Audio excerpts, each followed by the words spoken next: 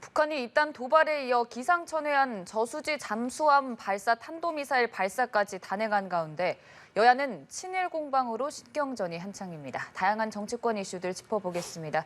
김병민 국민의힘 비대위원, 박진영 숙명여대 개관교수 나오셨습니다. 어서 오시죠. 네. 안녕하세요. 안녕하세요. 네, 한미일 연합훈련을 두고 이제 친일이냐 반일이냐 여야 공방이 거세지고 있는 상황입니다.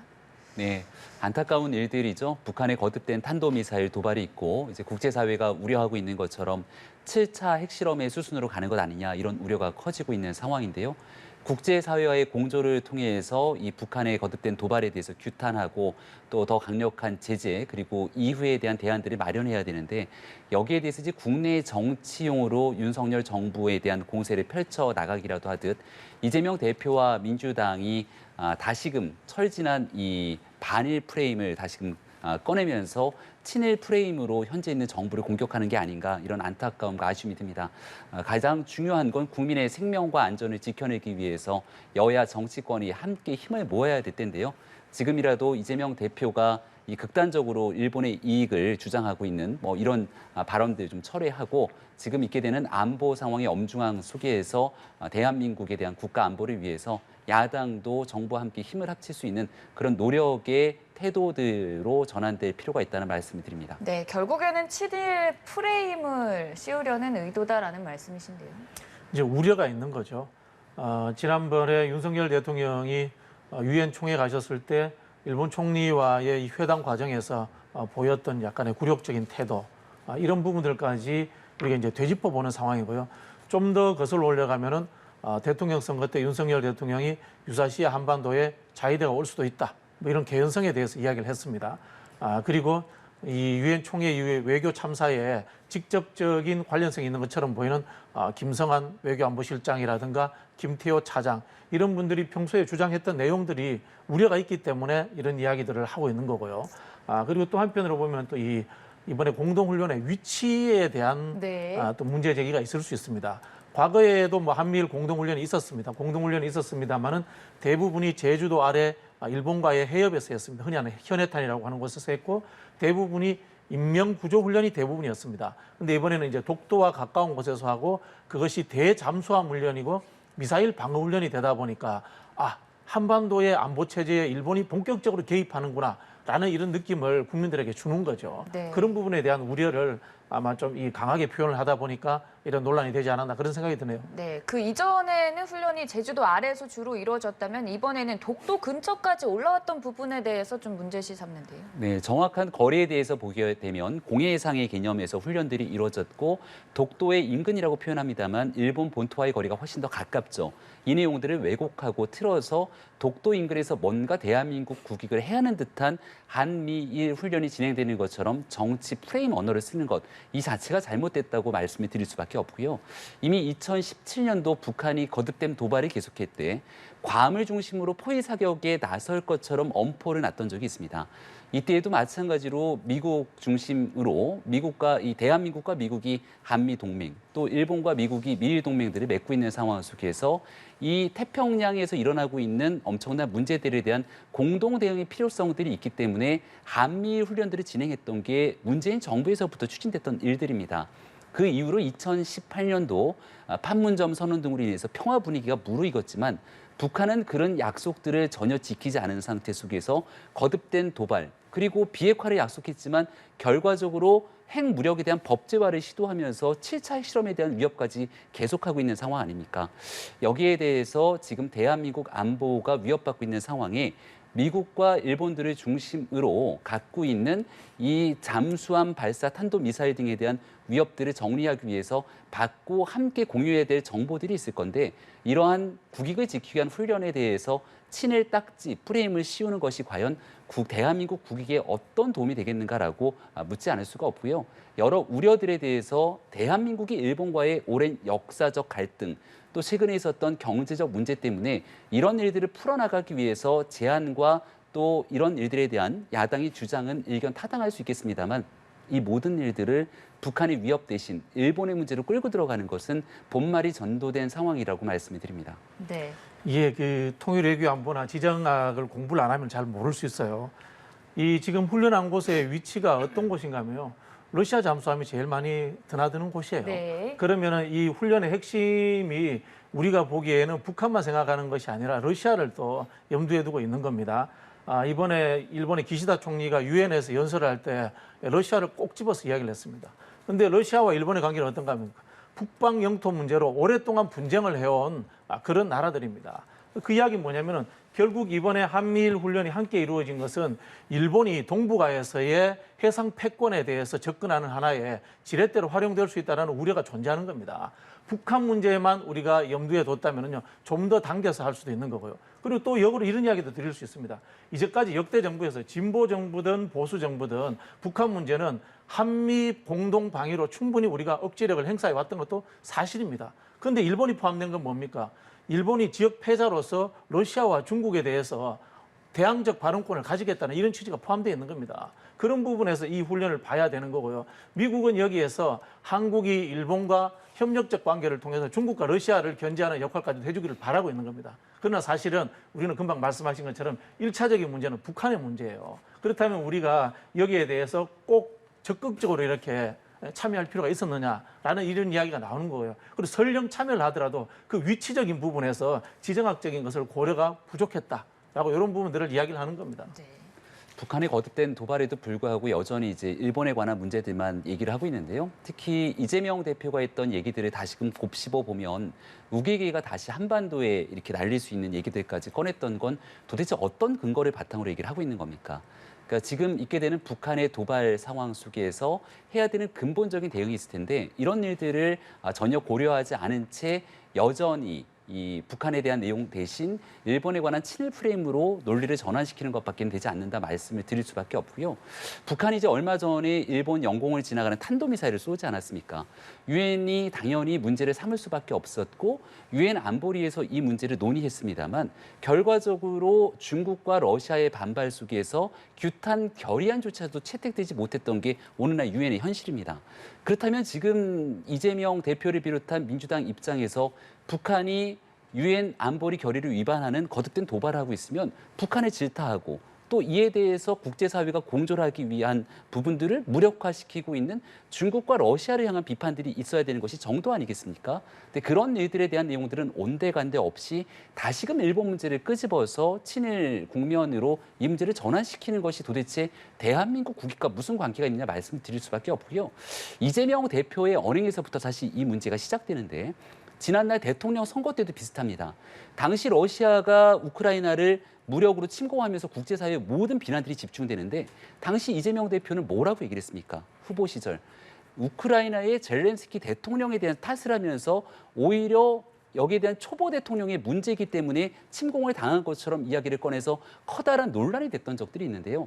사안의 본질을 중심으로 봐야 되는데 본질이라는 건 당시 러시아의 침공이고 지금은 북한이 무력으로 도발하고 있다는 그 본질이 있음에도 불구하고 오로지 상대 정당 그리고 당시엔 후보였고 지금은 윤석열 대통령과 현재 있는 대응들에 대한 문제를 삼기 위해서 북한의 거듭된 도발에 대한 이슈들을 일본 문제로 오히려 희석시키는 것은 아닌지에 대한 우려를 제기할 수밖에 없을 것 같습니다. 네, 비대위원 말씀처럼 이재명 대표가 우길기가 한반도에 걸릴 수도 있다. 이렇게 좀 강하게 일본에 대한 입장을 밝히는 이유는 뭐라고 봐야 될까요? 앞에서 제가 말씀드린 것처럼 이미 미국이 일본 자위대에 대해서 해군이라는 표현을 써줬습니다. 네. 미국은 한일 관계의 특수성이라든가 일중 관계의 특수성 이런 것에 대해서 이해도가 떨어질 수밖에 없습니다. 자국은 일단 중국과 러시아를 막는 게 1차적인 목표 아니겠습니까? 예를 들자면 이제 이런 부분입니다. 그런데 한국 정부도 굉장히 난처한 겁니다. 우리 김병미 최고위원님 그런 이야기 하시지만은 윤석열 정부도 중국과 러시아에 대해서 따끔한 이야기 한 적이 없습니다.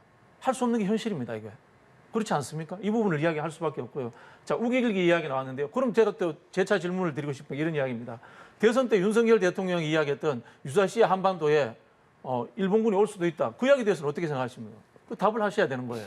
그런데 이번에 지금 일본 자위대가 우길기를 걸고 나왔단 말입니다. 그 유사시에 일본이 진주할 수도 있다. 우길기 걸고 지금 일본군이 지금 해군 자위대가 훈련했지 않습니까? 그런 우려를 당연히 할 수밖에 없죠. 네, 일단 윤석열 대통령은 이번 논란과 관련해서 현명한 국민께서 판단할 것이다. 핵 위협 앞에서 어떤 우려가 정당화될 수 있겠느냐는 입장을 밝혔는데요. 네, 실제로 이제 7차 핵실험이 만약에 국제사회의 우려대로 감행이 된다면 그 이후에는 어떻게 할 것인가를 두고 대한민국 정치권이 지혜와 머리를 좀 모으고 여기에 대해서 국민적 공감대를 모아가는 일들이 우선돼야 되지 않겠습니까? 과거에 있었던 발언들 하나하나 끄집어서 다시금 윤석열 대통령이 과거 이런 발언을 했었는데 일본과 이런 식의 접근을 하지 않냐라는 방식의 주장들이 현재 대한민국에 얼마나 도움이 되는가. 과거 2012년도였던 거로 기억을 하는데요. 그 당시 노회찬 전 정의당 의원이 무슨 얘기를 했는고 하니 하나의 비유 섞인 발언이었겠습니다만 우리나라랑 일본이 아무리 사이가 안 좋아도 외계인이 침공하면 힘을 합쳐야 되지 않겠습니까? 라고 하는 이 촌철살인의 비유를 한 적이 있습니다. 지금 현재 일본과의 경제적인 역사적인 문제를 끄집어서 하나둘씩 논쟁을 하기 시작한다면 끝도 없는 상태로 국론에 대한 분열만이 남을 거라고 생각하고요. 정작 중요한 건 북한은 왜 이토록 도발을 계속하고 있고 7차 핵실험 강행을 만약 하고 난다면 그 이후에 국제사회는 어떤 방식으로 대응해야 될지에 대한 힘을 모으는 일들이 우선돼야 되지 않겠습니까? 그런 측면에서 앞서 있었던 유엔 안보리의 결의 사항에 대해서 얘기를 한 것이고요. 어제 있었던 러시아가 우크라이나를 대상으로 이 테러 수준에 가까운 미사일 이 공격을 하기 시작하면서 유엔 자체적으로 지금 전체적인 긴급회의가 소집돼서 러시아를 향한 규탄에 대한 목소리가 높아지고 있는 것 아니겠습니까? 북한이 국제사회가 규정하고 있는 틀을 깨고 7차 핵실험을 강행하게 됐을 때 과연 국제사회는 대한민국은 어떤 방식으로 이 국제사회의 여론들을 끌고 가면서 이 문제를 해결하기 위한 대응책을 만들어냈지 여기에 대해서 야당도 좀 책임 있는 접근들을 해주기를 바라고 있습니다. 네. 뭐 야당도 책임 있는 접근을 해야 됩니다. 근데 정부가 기본적인 전략이 없어요. 그러니까 어떻게 할 수가 없는 게 윤석열 대통령이 무슨 이야기 하셨냐면 핵 위협 앞에 어떤 우려도 정당화될 수 없다. 맞는 이야기입니다. 초등학생도 이야기할 수 있습니다. 그럼 핵 위협이 있는데 이거 어떻게 해결합니까? 한미동맹으로 해결합니다. 초등학생도 할 수 있습니다. 한미동맹을 어떻게 해결합니까? 이거 방법론 하나도 존재하지 않아요. 하다못해 역대 보수 정권은 전략적 상호주의라 그래가지고 북한과의 흔히 하는 말로 비판적인 전술과 그다음에 이 교류 전술이 이제 짬뽕해서 가는 이런 전략도 있었습니다. 근데 지금 최소한의 전술도 없습니다. 그냥 맹목적으로 이제 때리면 같이 선제 공격한다 이 정도 이상 없으니까 협력을 하고 싶어도 할 수 없는 상황인 거고 모든 것들을 한미일이라는 틀 속에 가둬버리니까 지금 윤석열 정부는 북한 문제에 대해서 단 하나의 프로세싱 해결 아이디어가 존재하지 않는 이런 상황을 스스로 만들어버리는 거예요. 너무 정부에 대해서 좀 많은 부분들을 다 부정하는 듯한 발언들을 주셨는데요. 지난날 문재인 정부에서 접근했던 2018년도에 이 판문점 선언, 그리고 그 이에 있었던 평양 선언, 그리고 그해 가을에 있었던 9.19 군사합의 이런 내용들이 사실상 거의 무용지물에 가깝다는 상황들을 이미 많은 국민들께서 목도하고 있을 거라고 생각합니다. 어떠한 대응도 없다고 얘기를 합니다만 대화를 중심으로 북한과 문제를 풀어내지만 강력한 안보를 지켜내기 위해서 굳건한 한미동맹 기조를 가져가야 된다는 기본 원칙에 맞춰서 행동하고 있다는 말씀을 거듭 드릴 수밖에 없고요. 지난날 추진했던 9.19 군사합의를 과연 북한이 7차 핵실험을 하고 난 뒤에도 그 군사합의를 유지해야 될 것인가. 지금의 풀어야 될 숙제들이 상당히 많이 놓여져 있고 그 숙제의 근본적인 원인 제공이 지난달 문재인 정부부터 추진돼 오고 있습니다. 여기에 윤석열 정부가 지금 있게 되는 북한의 도발에 대해서 문재인 정부가 지난날 비핵화를 약속했지만 결국 북한이 아무것도 안 지킨 것이다. 다 문재인 정부가 지난날 제대로 된 대북 정책들을 수행하지 못했기 때문이다. 이렇게 주장하지는 않습니다. 현재 있는 상황에 대해서 객관적인 평가를 하고 그 이후에 있게 되는 대응을 위해서 함께 국제사회가 힘을 모으기 위한 노력을 하고 있는데 여기에 대해서 무조건적인 비판으로 야당이 일관하지는 않았으면 좋겠습니다. 저는 뭐 문재인 정부에 대해서 그 보수 정권에서 비판해도 된다고 생각해요. 할 수 있다고 봅니다. 기본 입장이 다르니까. 그런데 역대 이명박 정부라든가 박근혜 정부도 이런 식으로 하지는 않았어요. 최소한의 중국 가가지고 열병식에 참여해가면서 북한을 압박하려고 하는 전술도 해보고 별별 다양한 전술들을 해봤어요. 근데 지금 이 윤석열 정부에서 하고 있는 것은 한미동맹 이야기밖에 없는 거예요. 한미동맹이 진보 정부라고 깨진 적이 있습니까? 한미동맹은 한국이 흔히 하는 말로 외교안보 전술에서 기본이에요. 이거에 대해서 한 번도 흔들린 적이 없어요. 기본이 늘 숨 쉬고 있는 거, 늘 물 마시고 있는 거, 그걸 중심으로 하겠다 이러면은 이게 무슨 새로운 상황에 대한 전술이 되겠습니까? 그래서 제가 봤을 때는 윤석열 정부는 좀 심사숙고해서 본인들의 기본적인 안보라든가 여기에 대한 전략 전술을 내놔야 돼요. 흔히 하는 말로 이 한미동맹이라는 50년, 60년 된 아주 당연한 가치 가지고 그런 걸 가지고 모든 것을 해결하겠다 이렇게 하면은 해결될 수 있는 방법이 전혀 구체적인 건 나오지 않아요. 네. 네. 결국 이런 논란의 근간이 된 건 북한의 계속된 도발에 대한 우려일 텐데 어제 북한이 지금까지 쐈던 미사일이 어떤 건지 이렇게 상세하게 공개를 한 걸 보면 SLBM을 저수지에서 또 발사를 했거든요. 지금 발사 장소, 시간 이런 것들도 좀 다양화되고 있고 기술력도 상당하다라는 점을 지금 북한이 강조를 하고 있는 상황인데 어느 정도 수준까지 올라왔다고 보면 될까요? 뭐 사실 이제 북한의 지금 경제난이라든가 민생 문제가 심각할 거 아닙니까? 인민들이 힘들고 이런 상황에서 이 독재 정권의 저는 생존 전략이다 이렇게 보이는데 이거 이벤트예요. 물속에서 네. 쏘는 것도 이벤트고 강에서 쏘는 것도 이벤트고 아마 저기 이제 사진 자세히 보시면은 물속이 아니고 바지선이나 이렇게 배를 띄워놓은 것 같아요. 제가 보기에는 저런 식으로 해서 우리는 다양하게 전술핵을 사용할 수 있다라는 것을 과시하는 이 하나의 이벤트다. 뭐 그렇게 보여지고요. 뭐 우리가 늘 대비해야 되는 상황이겠죠. 네. 네.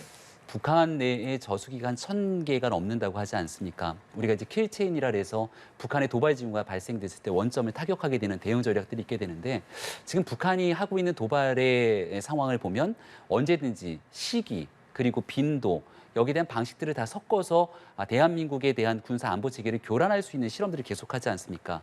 단순하게 북한이 지금 본인들이 겪고 있는 제재를 회피하기 위해서라고 치부하기에는 지난날 연평도를 포격했던 북한의 문제, 또 대한민국의 천안함을 폭침했던 북한의 문제, 대한민국 국민에 대한 얼마 전 서해에서 우리 공무원이 피격했던 북한의 문제 등이 대한민국 현실로 상존하고 있다고 생각을 합니다.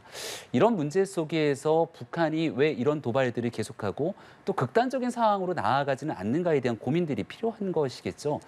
북한이 단순하게 지금 있게 되는 제재를 회피하고 7차 핵실험을 통해서 핵무력 다시금 최종적으로 완결한 다음 이를 통해서 미국과 통미봉남으로 미국과의 거래를 통해서 이 문제를 정리할 것이다라고 손 빼고 지켜만 볼 수는 없는 노릇 아니겠습니까? 가장 걱정되고 우려가 되는 건 이미 북한이 이 같은 도발 징후 또 거듭되는 핵에 대해서 개발하는 징후들이 포착이 됐음에도 불구하고 이러한 대북 제재를 무력화라도 시키듯이 대한민국에서도 쌍방울 같은 기업이 북한과 주가 조작 등을 연계 공모한 것 아니냐 이런 기사들까지 나오고 있는 현실입니다. 그래서 지금 현재 북한의 현재와 같은 상황들을 있게 만들었던 잘못된 문제들은 없는지 명확하게 되짚어 봐야 되고요. 이 블록체인 기반으로 하는 뭐 이런 가상화폐 등을 통해서 북한의 범죄 활동들에 쓰이게 되는 다양한 루트 경로들이 국제사회의 우려를 자아내고 있는 건데 이런 북한의 도발에 국제사회가 더 강력한 제재 조치를 어떻게 가할 것인지 해야 될 역할들이 이제 산적해 있다는 말씀을 거듭드립니다. 근데 이제 뭐 통미봉남을 반대하시는 것처럼 이야기하시는데 이 통미봉남이라는 게 실제로 윤석열 정부가 미국 일변도에 이 통일외교 전략을 하게 되면은 가는 방향이에요. 통미봉남의 반대는 뭡니까? 동북아 균형자론이라든가 운전자론, 문재인 정부예요. 문재인 정부의 정책인데 조금 이렇게 혼돈하신 것 같다는 생각이 들고요.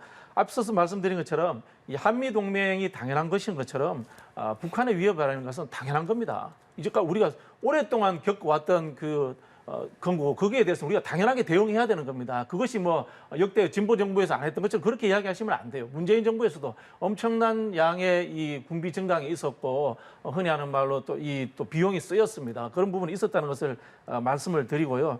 우리가 이제 흔히 하는 말로 선제 타격이라도 이런 걸로 해결될 것 같은데 그러면은 북한에서 지금 휴전선 155마일에 깔려 있는 야포라든가 이런 부분들은 수십만 개의 이 화포가 있을 거 아닙니까? 그죠? 그런 것들은 다 어떻게 관리하겠습니까? 그런 것도 다 일일이 다 선제 타격하고 해서 킬체인으로 우리가 관리가 가능합니까? 그게 아닌 겁니다. 그렇기 때문에 북한에 대해서 킬체인이라든가 다양한 전략 무기라든가 이에 대해서 우리가 대응책을 갖고 있어야 되지만은 대화로서 풀 부분들도 같이 공존해야 된다. 그런 이야기를 하는 거고요. 역대 보수 정권조차도 그런 기본 방향에 의해서 전략 전술을 세워왔다. 이 말씀을 드리고 있는 겁니다. 통미봉남 한 말씀만 좀 드리면 이제 문재인 정부에서는 한반도 운전자론을 얘기하면서 적극적으로 북한 문제를 해결하겠다는 의지를 밝혔습니다마는 트럼프 대통령이 이 김정은 위원장이 트럼프 대통령에게 보냈던 과거의 친서들을 보건대 대한민국과 겉으로 교류하고 대한민국의 역할을 존중하는 척하지만 실질적으로는 대한민국을 완전히 무시하는 듯한 행동들을 이면적으로 해왔던 내용들을 충분히 알 수 있는 것 아니겠습니까? 지금 대한민국의 중요한 국가 안보 이익에 관련된 문제를 단순하게 북한과 미국 간의 내용들을 통해서 정리되는 것이 아니라 굳건한 한미 동맹을 바탕으로 대한민국이 미국과 함께 이 역할들을 어떻게 추동해 나갈 수 있는지에 대한 말씀을 드린 것이다 이렇게 다시금 정리를 하겠고요. 지금 이 북한에 대해서 강력한 제재 조치가 있었어야 됨에도 불구하고 그런 일들을 무력화시킬 수 있었던 잘못된 조치들, 신호들이 이곳저곳에서 나타납니다. 왜 북한 같은 경우가 미사일 한 발을 쏘고 또 대한민국이 한미연합훈련을 통해서 강력한 훈련들을 제기하기 시작하면 북한도 맞대응 성격의 훈련들을 해야 되는데 실제 있는 경제력 상황에서 엄청난 부담이 된다는 것 아닙니까? 그래서 문재인 정부 시절 평화를 내세우면서 사실상의 한미훈련을 거의 도외시켰는데 이러한 일들이 북한의 군사력 증강 또 내부적으로 핵 무력을 더 강화시키는 데 도움을 준 것은 아닌지 역으로 산출해 볼 필요들이 있는 것이거든요. 현재 북한이 경제적으로 어려운 일들을 타개하기 위해서 왜 이 같은 일들을 벌이고 있는지 누가 이런 일들에 힘을 실어준 것인지에 대한 평가들도 훗날 함께 이뤄질 거라고 봅니다. 거기에 대해서 사실관계 하나는 확인해야 되는데요. 네. 한미 동맹 이제 강조하시니까 그런 이 한미 연합훈련이라든가 이런 부분에 대해서 의지를 관철시킨 것은 대부분이 미국입니다. 한미 워킹 그룹 차원에서 모든 것이 미국에서 관철된 측면이 있고요. 그 이유는 아시겠지만 트럼프 대통령이 빅 그랜드 바겐이라는 전략을 했기 때문에 그렇게 됐다는 그 말씀을 드리면서 제가 이거는 사실관계를 확인해 드릴게요. 네, 알겠습니다. 이제 국정감사 얘기로 좀 넘어가 보도록 하겠습니다. 오늘 하이라이트로 꼽히는 감사원에 대한 국정감사, 그 이전에 문재인 전 대통령에 대한 서면 조사 요구부터 각종 기관들에 대한 보복 수사 논란까지 여러 가지 부분에 있어서 참 많은 분들이 기다리셨을 텐데 8분 만에 파행이 되기도 했고요. 본격적인 시작 전부터 지금 난향을 겪는 모습입니다. 네, 뭐 증인 채택 문제 때문에 우려들이 네. 있는 것 같은데요. 이관섭 그 국정기획수석 같은 경우는 이제 운영위원회를 통해서 얼마든지 추후에 묻고 따질 수 있는 상황일 텐데 이 감사원 문제랑 엮어서 너무 정치적 공세가 심한 것은 아닌지 생각이 들고요. 민주당이 이제 감사원의 정치적 중립을 계속 언급하고 있지 않습니까? 네. 근데 민주당이 주장하는 모습을 보면 감사위원 전원에 대한 출석 요구까지 하고 있는 상황입니다. 그러니까 결과적으로 얼마 전에 민주당이 감사원에 대해서 이 법안 발의로 감사원을 사실상 국회가 통제 범위 안에 둘 수 있는 것 같은 문제 제기들이 있었던 적이 있는데 이런 방식으로 시도하게 되면 결과적으로 민주당이 주장하는 감사원의 정치적 중립과는 더 멀어질 수밖에 없는 일이라고 생각을 합니다. 있는 그대로 감사원이 하게 되는 감사, 지금 현재 진행 중인 상황이기 때문에 그 결과들을 차분히 지켜볼 필요가 있다는 생각이 들고요. 이 감사원의 감사가 결국 지난날 정부에 있었던 일들이 수사까지 다 연이어 있는 상황 아니겠습니까? 추가적으로 지금 현재 예단에서 윤석열 정부에 추진하고 있는 내용들이 전 정권에 대한 보복 정치성 감사라고 주장하기에는 무리수가 있기 때문에 국정감사 본질을 훼손하진 않았으면 좋겠다는 말씀을 드립니다. 네, 그러니까 감사원 사무총장과 이관섭 수석의 문자 메시지를 주고받은 내용을 두고 또 이 수석에게 출석 요구를 한 부분, 이 부분이 좀 크게 문제로 작용되는 것 같습니다. 아니 문제가 됐으면 나와야죠. 국감장에 나오는 게 맞죠. 그런 생각이 들고요. 사실 이제 대한민국 감사원이 이제 헌법기구입니다만은 사실 위치적으로 보면은 상권 분립 정신에 위배되게 있는 건 사실이에요. 행정부에서 하는 일을 정부에서 감사한다. 이거 앞뒤가 안 맞잖아요, 그죠? 외국의 그 많은 이제 선진국들은 감사 기능이 의회에 와 있습니다. 상권 분립이 된 국가에는. 당연히 이제 행정부에서 집행을 하고 국회라고 하는 이 대의기관에서 감사를 하고 견제를 하는 것은 당연한 거지 않습니까? 그런데 이제 우리 헌법이라는 게 이게 1963년에 감사원이 생기면서 그 당시 이제 이 흔히 하는 말로 행정부 내의 감사다라는 차원으로서 이런 구조로 만들어졌는데요. 장기적으로 보면 이제 개헌 상황이 되면은 감사 기능은 국회에 오는 게 맞습니다. 물론 우리 국민들이 사실 행정부보다 국회 더 신뢰 안 하잖아요, 그죠? 그러니까 이제 이런 부분에 대해서 문제점은 있을 수 있습니다만은 그럼에도 불구하고 이 감사원을 정부 산하에 있음에도 불구하고 헌법기관으로 해놓은 이유가 있습니다. 그것은 뭐냐면은 행정부를 거기에 속하지 말고 철저하게 감시하라 그런 취지가 포함되어 있는 겁니다. 그런데 이 감사원장이라는 분이 대통령의 기능을 지원하는 역할이다. 이런 이야기하면 이게 흔히 하는 말로 헌법에 있는 가치를 위배되는 발언을 하신 겁니다. 그리고 그 과정에서 대통령실과 문자를 주고받으면서 뭔가 기획된 듯한 느낌을 줬다. 충분히 그 논란거리가 될 만한 사안들이었기 때문에 여기에 대해서 국회에서 불러서 이야기를 하자고 하는 건데요. 여기에 대해서 뭐 당연한 거 아니습니까? 우리 뭐 수사를 하더라도 대면 수사하잖아요. 한 명만 부른 게 아니고 맞상대가 되는 사람을 불러야지 한꺼번에 해결되는 거 아니겠습니까? 그런 부분에서 물론 뭐 정무위에 출석할 수도 있습니다만은 여기에도 이제 뭐 이 법사위죠. 여기에도 나온다면 한꺼번에 해결되는 거 아닌가요? 그럼 역으로 이야기를 해볼게요. 정무위할 때 그러면 감사위원 감사원 사무총장 나오라고 하면 안 나옵니까? 그러면은 그렇지 않습니까? 상임위를 쪼개가지고 양쪽에다 대면하지 않아가지고 서로가 말을 전혀 틀린 말을 해버리겠다 이런 속셈으로밖에 들리지 않잖아요. 이 상황이. 네. 그리고 또 논란이 되는 부분이 여가부 폐지를 두고 다시금 재점화되는 양상인데 민주당에선 단론 채택 가능성도 제기되고 있습니다. 이게 실현 가능성이 있습니까? 이거는 윤석열 정부가 이런 식으로 정치하면 안 됩니다. 아, 네. 이거 정말 저는 나쁜 정치다 이런 생각이 드는 게요. 정부 조직법이지 않습니까? 야당의 반대로 통과가 안 될 거 뻔히 알면서 이거 끄집어내는 겁니다. 이건 뭐냐? 지지율 떨어지니까 과거에 대통령 선거 때 했던 것처럼 갈라치기 해가지고 일부 지지층이라도 다시 복원시키겠다라는 아주 이 정략적 발상이에요. 이미 집권했잖아요. 이미 집권하고 난 이후에는 이런 거 하시면 안 돼요.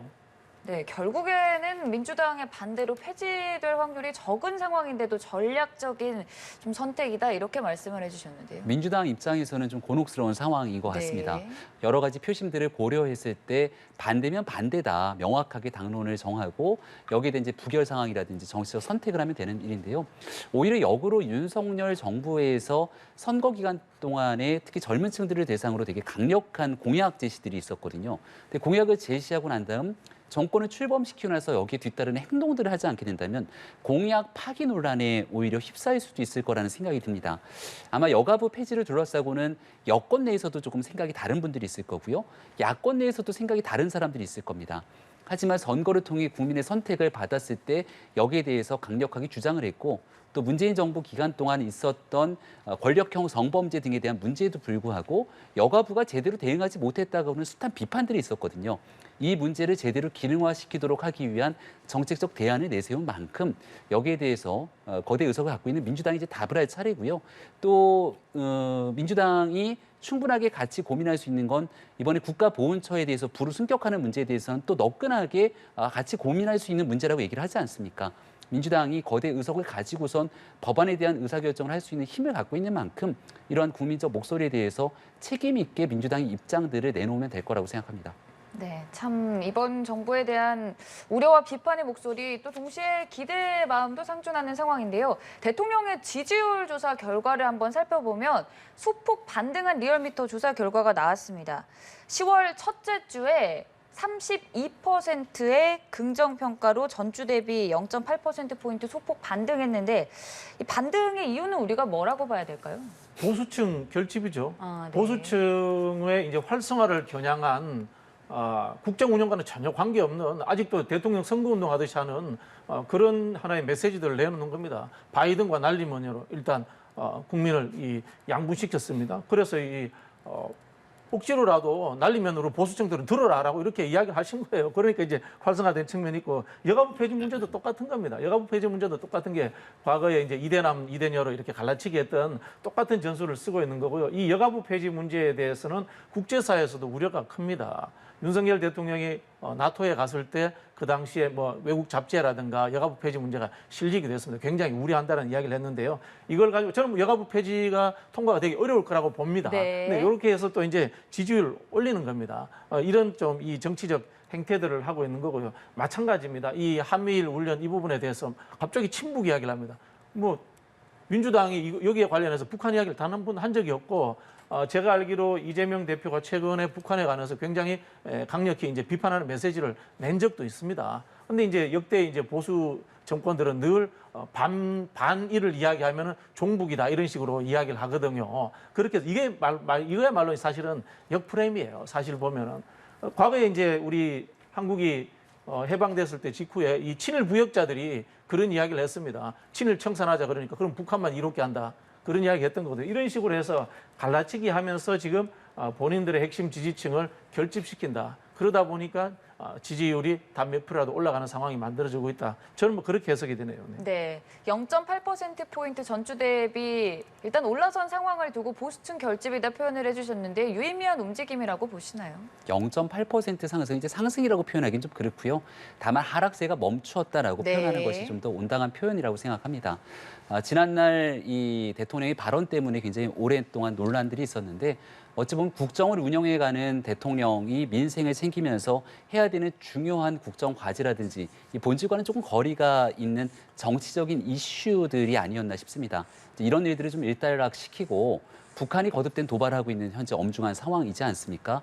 여기에 대해서 얼마큼 책임 있게 역량을 다해서 국가의 안보를 지켜나가기 위한 정부의 그 대응이 중요한가 이걸 이제 보여줄 때라고 생각을 하고요. 그 다음 이제 민생 문제로 넘어오면서 정기국회를 펼쳐나가고 있는데 야당은 현재 있는 정부를 향해서 굉장히 다양한 이슈들의 물음들을 던지지 않겠습니까? 근데 지금 현재 국정감사 이후에 보여지게 되는 모습 속에서는 국민들의 삶에 관한 고민보다는 정쟁의 한복판에 좀 놓여 있다라고 하는 비판의 목소리가 더 큰 것 같습니다. 여기에 대해서 지금 이제 하락세를 좀 멈췄다면 그다음 이 하락세를 끌고 상승 국면으로 가기 위해선 국민의 삶에 관련된 얘기들에 대해서 정부가 보다 실력 있는 모습들을 보여줘야 된다고 생각을 하거든요. 또 최근에는 여러 사회 이슈 속에서 우리 일상까지 마약 범죄들이 파고들었다 이렇게 얘기를 하고 있습니다만 수년 동안 마약 범죄에 대해서 제대로 대응을 해왔으면 대한민국이 마약 청정 국가의 지위를 잃어버리는 참담한 상황이 일어났겠습니까? 이제서 조금 비로소 마약에 대한 대대적인 단속, 청소년에게까지 문제가 심화되고 있는 것들을 좀 다시금 복원시키기 위한 노력들을 계속하고 있는데 사회의 각 층에 놓여져 있는 문제들을 해결하기 위한 정부의 실력 있는 모습들을 보여준다면 지금 조금 낮은 지지율 국면들을 회복하고 상승 추세로 넘어갈 수 있는 동력은 확보했다고 생각합니다. 네, 결국에는 앞으로 민생을 어떻게 또 보살피느냐가 앞으로 지지율 추이에 영향을 미칠 것 같다는 말씀이신데요. 이렇게 좀 정부 상황 마무리 짓도록 하고 당 내부 상황 짚어보도록 하겠습니다. 국민의힘은 이제 차기 당권을 누가 쥐느냐를 두고 또 여러 당권 주자들이 발빠르게 움직임을 보이는 모습인데 유승민 전 의원과 나경원 전 의원의 설전도 좀 이어지고 있습니다. 자신이 조금 더 유리하다 이런 입장인 것 같은데 유승민 전 의원은 TK 지지율 1위 기사를 공유하기도 했고요. 나경원 전 의원은 당 지지층 조사에서는 내가 항상 1등이었다. 우리가 좀 어떻게 해석을 해봐야 될까요? 여론조사를 기점으로 유승민 전 의원 같은 경우는 본인에게 유리한 기사니까 이걸 공유하면서 네. 아직 전당대회 출마 선언 안 했습니다만 현재 아마 나오려고 하는 의지가 좀 보다 또렷한 네. 것 아니냐 이런 분석이 제기되고요. 유승민 의원의 여론조사에서는 이른바 역선택이 포함된 것 아니냐.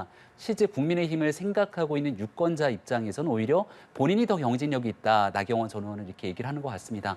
이제 전당대회가 아마 올해의 정기국회가 다 마무리가 되고 나면 그 이후로 순차적인 상황이 오게 될 텐데 당권 경쟁이 후끈 달아오르는 것 같고요. 일단은 당내의 다양한 모습들이 펼쳐지는 게 전당대회 국면에서 매우 중요하다고 생각을 합니다.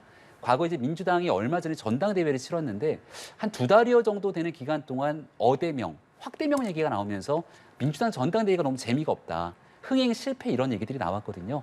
지금 있는 주자들이 막 활발하게 움직이고 있는데 더 많은 사람들이 나와서 윤석열 정부 성공을 이끌어내기 위해서 좀 흥행이 되는 그런 전당대회를 준비해야 되지 않나 이런 생각을 갖고 있습니다. 네, 안철수 의원 역시 유승민 전 의원, 나경원 전 의원 모두 다 출마하기를 희망한다 이렇게 밝히긴 했지만 또 김기현 전 원내대표는 언급을 안 하기도 했고요. 복잡한 셈법이 있는 것 같은데 이 부분을 바라보시는 시각이 어떠십니까? 이제 김기현 전 원내대표는 본인이 급이 떨어진다. 별 의미 없는 주자들 이야기를 본인 입으로 이야기했습니다.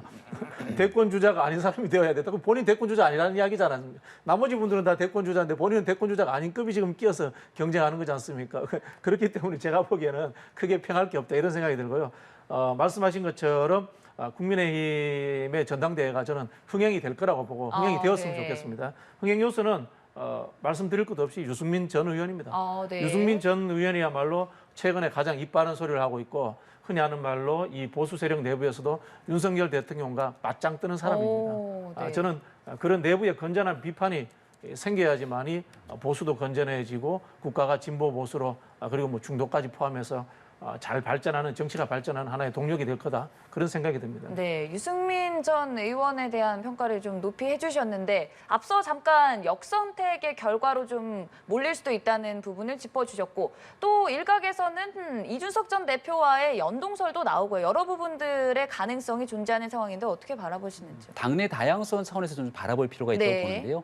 굉장히 다른 목소리들이 모여서 또 국정 운영의 한 축 동력들을 확보할 수 있다면 다 긍정적인 면으로 봅니다. 이제 민주당이 예를 들어서 아까 이제 바른 소리라는 표현을 주셨는데 바깥에 있는 국민의힘 입장에서 민주당의 가장 바른 소리하는 사람은 박용진 의원 정도로 평가가 될 것 같습니다. 민주당 내에서는 조금 다른 목소리를 갖고 있을지 모르겠습니다만 근데 그런 박용진 의원도 결국 민주당이 전당대회를 거치면서 최종적으로 과정에서는 쓴 목소리 내지만 같이 합치가 되고 나면 그다음 당의 성공을 위해서 열심히 나가는 모습들을 보입니다. 그러니까 이준석 전 대표도 유승민 전 의원에 대해서도 당내 일각에서 이제 우려라는 사람들 입장에서는 본인의 목소리를 너무 강하게 내면서 최종적인 결과가 나왔음에도 불구하고 여기에 대한 수용하거나 같이 힘을 합치는 모습이 좀 떨어지는 것 아니냐는 비판의 지적이 있거든요. 대표적인 케이스가 지난 경기지사 선거가 그랬는데 경선에서 떨어진 유승민 전 당시 후보는 그래도 당선된 김은혜 후보의 당선 위에 돕기보다는 SNS에 굉장히 비판적인 글을 남기고 사실상의 선거를 보이콧하다시피 했던 모습들이 아마 당내에서 많이 기억이 남는 것 같습니다. 얼마든지 비판도 가능하고 또 좋은 국정 운영을 위해서 쓴소리도 할 수 있겠습니다마는 내가 원하고 생각하는 방식대로 결론이 나지 않았을 때 그래도 당을 위해서 함께 힘을 합치는 모습들이 중요한데 그런 민주당 박용진 의원의 선례나 사례를 좀 지켜보면서 다양성은 다양성대로 추구하되 그 이후에 나타난 결과로 국정 운영 성공할 수 있도록 뒷받침하고 그 위에 총선 승리까지 나아갈 수 있도록 그 기본이 좀 정립될 수 있도록 하는 역할들이 이제 앞으로 많은 주자들에게도 필요할 것 같다는 당부의 말씀도 함께 드립니다. 과연 어떤 레이스를 펼쳐나갈지 좀 지켜보도록 하고요. 여기서 마무리 짓도록 하겠습니다. 박진용 교수, 김병민 비대위원과 함께했습니다. 고맙습니다.